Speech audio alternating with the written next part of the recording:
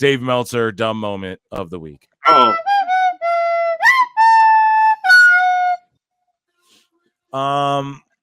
Everyone loves the flute. The flute's getting over in the IWC. It's fucking awesome.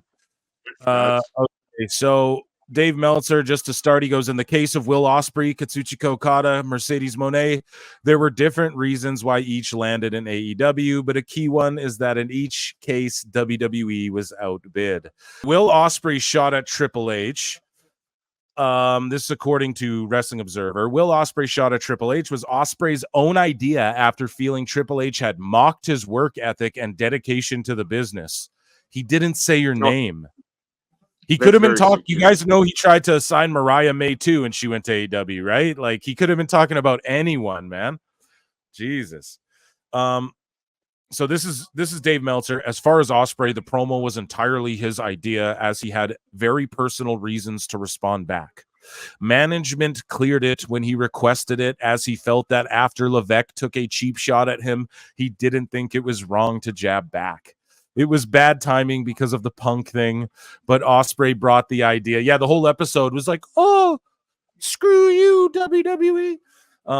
Because of the Punk thing, but Ospreay brought the idea to Tony Khan and even said he'd take full responsibility for it. Obviously, the final responsibility is Khan, who clearly approved it. Ospreay felt that when one of the most important people in the business, who he had respectfully negotiated with, had mocked his work ethic and dedication to the business, he had said he's never knocked WWE or its performers during the entire time, so he wanted to respond. His feeling was that WWE was fully aware about his situation with his partner, women wrestling star Alex Windsor, and his stepson. But Levesque still took a cheap shot at him, and he felt Levesque deserved none back. Right, okay, so this sounds like a statement written from Ospreay to fucking Dave Meltzer. Right? Like, who told him all this? Meltzer, or Ospreay just told him all this to say to get this narrative out. Another person, a news outlet, though, came out, I forget who, but they said, I think I might have a bookmark, but they said that no, it was like Tony Khan's idea. So who knows who's telling the truth in that? They're all dirt sheet marks. But it's just his feeling, like, listen to this part. His feeling was that WWE was fully aware about his situation with his partner, women wrestling star Alex Windsor. Is she a star? I'm not familiar. And his stepson. But Levesque still took a cheap shot at him. No, it's not a cheap shot, you guys. Ospreay, it's not a cheap shot. When you say, oh, I have a partner who's a wrestler and a stepson. Yeah, they understand where you're coming from because they're human beings, Ospreay, but that means you're afraid of the grind because of your partner and your stepson. Let me explain. Do you know how many people have sons and stepsons? Jade Cargill has a daughter and a husband who's in the MLB. Or I'm not sure if I think he's in the MLB right currently still. So there, do you understand? It's now, okay, maybe that's a bad example. Oh, an MLB player, millions of dollars. Okay. But do you know how many people have kids who would give anything to have to move it to Orlando for just a chance at NXT? Who have wives and stepsons and shit. So no, he's not mocking you. He understands this, but he's like, yeah, we all got struggles, but that's what the grind is, bro. It's picking up. Okay, so you've been able to stay based out of UK this whole time, right? And you've been grinding, but now you have the opportunity to go to probably pack your family up, move to Florida, and take over the world of WWE on a global fucking scale. I'm sorry, right. Ospreay, at Battle of the Belts, there's 1,800 tickets sold. They're in a 10,000 seat fucking building. There's 1,800 tickets sold, man. Okay? So that's what the grind is. That's what he's alluding to. Like, it's not disrespectful. It's just that he's heard that story 100 fucking times. Tama Tonga just lived in Japan for the last, or wherever the fuck he was at for the last 20 years working out of Japan, or however long he was there. Like, yeah. So I don't know. I beat this to death. Hairline, I'm not shitting on Ospreay. I get it. No one's saying don't take more money to be with your family and everything, but don't say he felt like he mocked it and they were fully aware about your situation. They're fully aware of everyone's situations. People have got dying grandmas. Roman Reigns has fucking leukemia. People's parents pass. People's sisters die. All sorts of shit happens, dude. That's what he meant though by the grind. Like if you're at this stage where Ospreay, you have the next 10 years to where you could become a fucking household name, dude. Or you can go do 1800 Cedar Collision Battle of the Belts, which is fine. That's your choice. I'm not hating on you for Hairline and Phil will never hate Edge for taking $3 million to go be with his family more and work 2 times a month. He deserved that. But Ospreay, and you deserve it too for like as far as me being a mark. But to the general population, like they don't know who the fuck you are on like that global scale, and that's all. That's where the real grind comes in, and that's what it is. So I don't know. I just feel like it was Meltzer says it was mistimed. I think it was I think that's the dummy moment, right? Like, yeah, no shit. That was mistimed as fuck. Like, Dave, don't you text them? Didn't you text Tony and say this was a bad idea? Like, come on, man. Seems like Ospreay wrote you a written. We know that you don't write with punctuation and in proper sentences like that. So, fuck it. It seems like, you know what I mean? Yeah, so that's my thoughts on it. And yeah, we have a bunch more Dave and AEW stuff to get into, but Hairline, your thoughts on basically on this whole Ospreay thing, and then let's move off it. You know what I'm saying?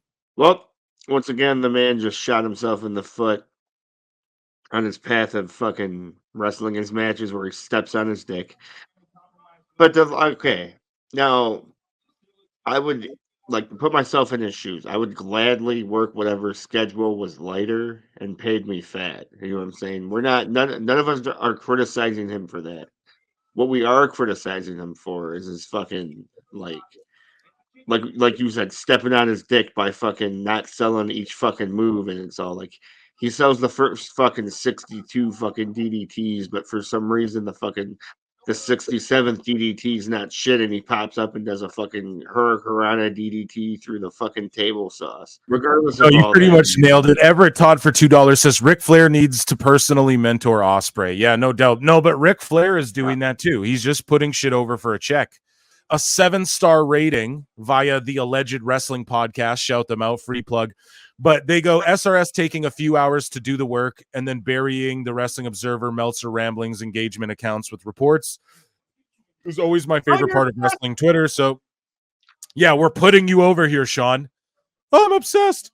So Fightful goes, at Sean Ross Sapp goes, Fightful Select is told Will Ospreay came into work on the grind promo earlier in the day and was excited to do the promo, contrary to rumors.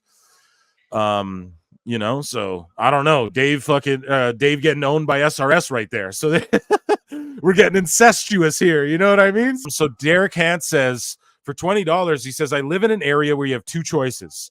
Stay here, see your family every night, but scrape by, living paycheck to paycheck, or go on the road and make great money, but are able to give your family a better life. Boom. Here, we got to give him a fucking grind. Because that's a lot of people, man. That's a lot of people. Now, Ospreay, again, not to shit on him, but it's just he's been able to do all these indies. Do you know what I'm saying? He's been able to do them all from the UK thus far. Am I mistaken in my assessment of that? So now and people go, oh, he's been to Canada, UK, and Japan all in 1 week. Yeah, but he doesn't do that every week. Fucking Dominic Mysterio's in Montreal, then Ohio, then one night of sleep in Nashville, then whatever. And people will go, oh yeah, well, what is that? It's building the business. It's why WWE so hot. It's why AEW's not hot. AEW has 0 TV audience, and they don't have house shows where they're saying, well, here, you like what you saw here tonight? Watch our TV show every week on Wednesday. They're just only shooting TV. It's not even a real wrestling company. It's like it's like reality TV, right? It's like a scripted, live, weird thing where these guys are wrestling, and that's it. No house shows. Some people will go, oh, WCW didn't do house shows. Cool. And look what happened to them. You know what I mean? Like anyone could bring up, oh, well, ECW did, and look what happened to them. Sorry. We covered the Derek Hans. Thank you so much. Hairline, what's your thoughts on what Derek Hans had to say? And then we have to move on from the Ospreay stuff. Man, like that's just part of like being an adult is like doing what you got to do to get your family fed and whatnot. So like, oh God, I don't know, man. Like the thing here is like we shouldn't be like attacking Osprey for wanting to live a good life and like be a Yeah, that's not dad what the and all that. criticism is at all. No one's criticizing that Right. at all. Like never. But listen, man, he's the one that showed his insecurity here. You Right. know, so like, Yeah. it, He listen, validated everything Triple H said by like owning it as if anyone even knew Triple H was talking about him. okay, to sum it up in a nutshell here, look at there's a fucking shoe laying right there. If you want to wear that bitch, go ahead and wear it all around town and represent it. But if that bitch don't fit, then it doesn't fit. But it seems like Yep. that shoe fits when it comes to Will Ospreay. Dave Meltzer also said, if you know the real story, Paul's promo on Ospreay was a real cheap shot. Can't defend him at all. I'd rather Ospreay responded at a different time, but it's very understandable why he did. And if he wanted to risk getting such a powerful guy mad, well, he's got more balls. No, I don't think it takes balls to hide behind a multi-million-dollar 8-year contract and throw rocks from across the street. I don't think it's more balls at all. And yeah, Dave, that's fucking now. That's him backtracking a bit, and yeah, dude, that's not backtracking, but it's just saying like can't defend Paul at all. Why can't you defend him? He didn't say anything, dude. Like he didn't say Ospreay, you fucks. You were with me when we did it. One of the most successful PWT of all time. Paul Nolan was there in the building. And so I just want your opinion, man. Like Ospreay's comments about Triple H or you know firing back. We didn't really cover it on the live show because you brought it to my attention because I was ranting and raving about the footage, and you're like, well, Ospreay just responded to your thoughts, man. Like your thoughts on Ospreay's shit with Triple H. I mean, Will Ospreay, I've got to say it, you know, the promo was as bad as the outfit he was wearing. And to be honest, like that whole jibe, that whole subject, it's like, yeah, if you're making that comment like 15 years ago, maybe, but like that stuff doesn't land. Mostly because Triple H is now heading one of the most, if not the most successful run in WWE history, and he's taken the company to heights that have never been seen before. So really, all he's done is, you know, the gift that makes me think of what Will Ospreay's just done. It's that one where Sideshow Bob constantly steps on a rake. Yeah, like basically that's all he's done. That's all he's done. But yeah, I mean, I'm seeing, what is it, less than 2,000 tickets sold for Collision tonight. It's been yet another not great week for AEW, and they just can't get out of their own way at the moment. They just can't stop owning themselves.